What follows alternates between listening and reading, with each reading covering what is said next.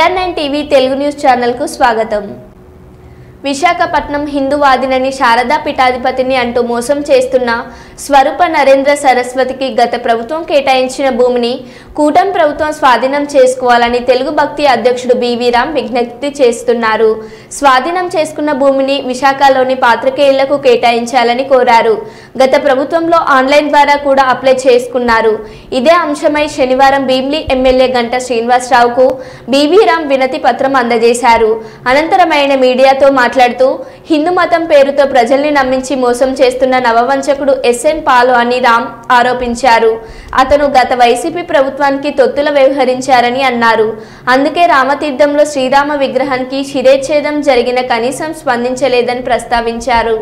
పాలకు కేటాయించిన భీమిలిలో భూమిని కూటమి ప్రభుత్వం వెనక్కి తీసుకోవాలని చెప్పి భీమిలి శాసనసభ్యులు శ్రీ గంటా శ్రీనివాసరావు కట్టడం జరిగింది.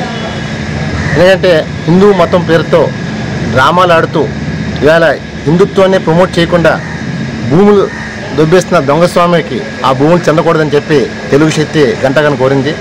అలాగే ఆ భూములు కూడా విశాఖ జర్నలిస్టులకి కేటాయించాలని చెప్పి విన్నపం చేశాం.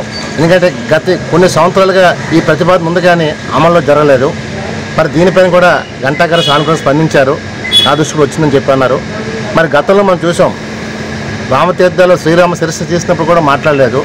ఈవేళ దేశమంతా రగిలిపోతుంది. అన్ని రాష్ట్రాల్లోనే హిందూ ప్రజలు ముందుకొచ్చి ధర్నాలు చేస్తూ నిరసన తెలియజేస్తుంటే కనీసం శారదాపీఠం అని చెప్పుకునే స్వరూపానంద స్వామి ఎస్ఎన్ పాల్గా పేరు మార్చాం. మరి ఆయన నోరు ఎప్పకపోవటం మౌనం అంగీకారం అవుతుంది. ఆయన హిందుత్వం కాదని ఆయనే స్వయంగా ఒప్పుకున్నారు. మేము అడిగాం చెప్పమని చెప్పడినా సరే దాని గురించి నోరు ఎప్పట్లేదు. మరి ఇలాంటి వ్యక్తికి ఇలాంటి దొంగస్వామికి గత ప్రభుత్వం కేటాయించింది.